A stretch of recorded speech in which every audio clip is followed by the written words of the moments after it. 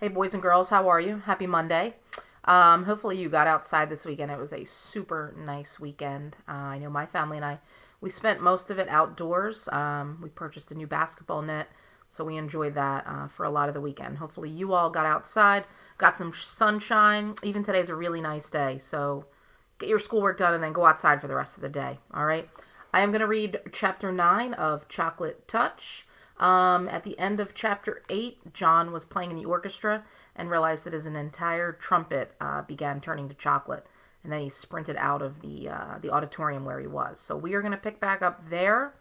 Hopefully you had a chance to look at the schedule. You've seen we are starting a new United States project. You do not have to finish that entire thing today, but definitely take a look at it and start to begin your research.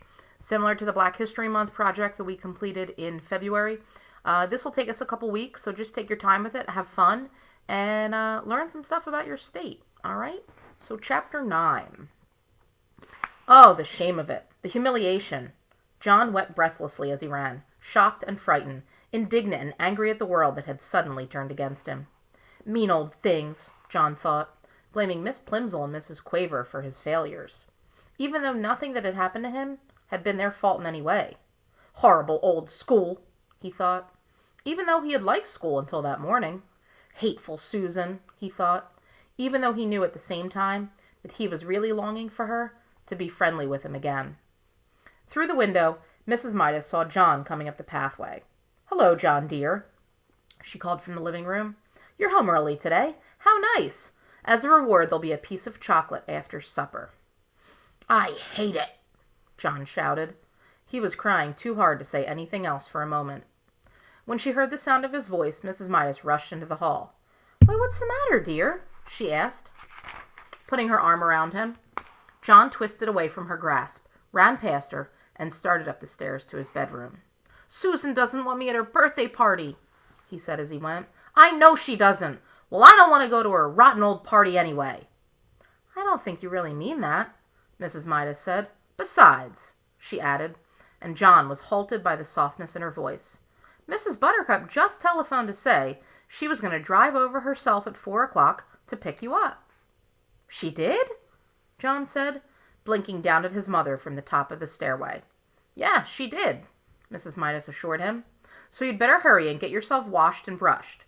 Your party clothes are laid out on your bed."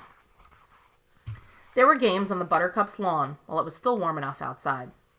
Later, the party supper, including the birthday cake, was going to be served indoors, and there would be a magician and a short movie.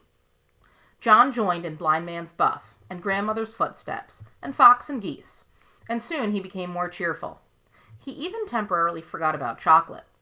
Susan looked very pretty. Her yellow curls had been brushed so hard that they looked silkier than ever. She was wearing a big blue ribbon the same color as her eyes. Her cheeks were flushed with excitement, a deeper pink than her new party dress.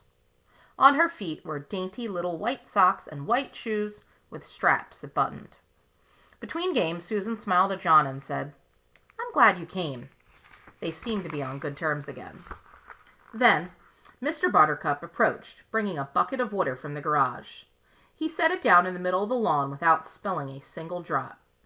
"We're going to duck for apples," Susan told John. "The boys against the girls. You can be captain of the boys' team."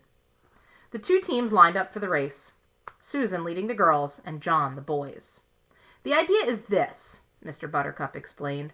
"When I say go, not yet, John, Susan and John will run to the bucket. There are 12 apples floating in the bucket and 12 people in the race.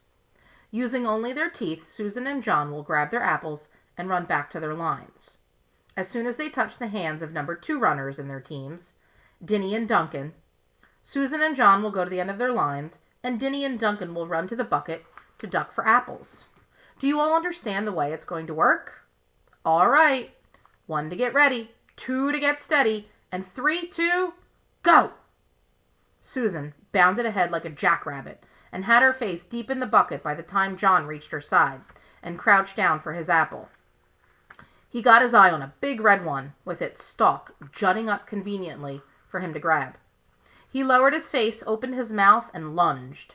Somehow his nose reached the apple before his teeth did, and pushed it below the surface of the water. John's mouth followed the apple down. Then a terrible thing happened. The clear water in the bucket turned into dark brown, sweet, liquid chocolate.